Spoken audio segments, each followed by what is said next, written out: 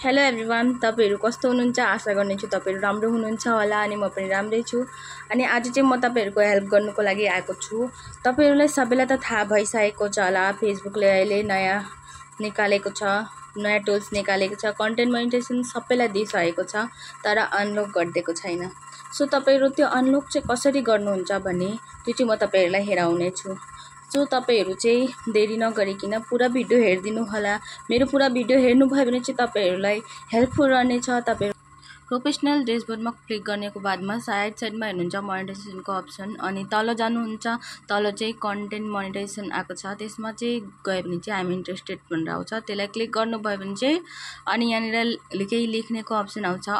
अब यहाँ चाहिँ यो लाइन पुरा लेखिदिनुहोस्। यहाँ जति पनि मैले दिएको छु यो लाइन यो सकेपछि चाहिँ फेरि तपाईहरु डैशबोर्डमा जानुहुन्छ अनि मोनेटाइजेसनलाई फेरि क्लिक गरेर तल फेरि कन्टेन्ट मोनेटाइजेसनमा जानुहुन्छ। अनि फेरि यहाँ आएर चाहिँ लर्न मोडमा प्रेस गर्नुहुन्छ। लर्न मोडमा चाहिँ प्रेस गरेपछि चाहिँ यो चाहिँ मेरो अलिक नेटवर्क इस्यु हुँदै थियो, त्यही कारणले चाहिँ यस्तो भएको। अब यो नेटवर्क आउनुको बादमा चाहिँ अब यस्तो प्रकारले आयो अनि यो इन दिस फर्म जानेर आयो। इन दिस फर्मलाई क्लिक गर्नुभयो भने चाहिँ तपाईहरुलाई यस्तो आउँछ। इमेल एड्रेस दिनुपर्छ, फेसबुक अकाउन्टको लिंक यहाँनिर राख्नु पर्यो तपाईहरुले। अनि यहाँ तल कुनै पनि सोशल मिडियाको राख्न सक्नुहुन्छ। सोशल मिडियामा जे पनि तपाईको अरु छ, इन्स्टाग्राम, ट्विटरहरु जति त्यो राख्न सक्नुहुन्छ।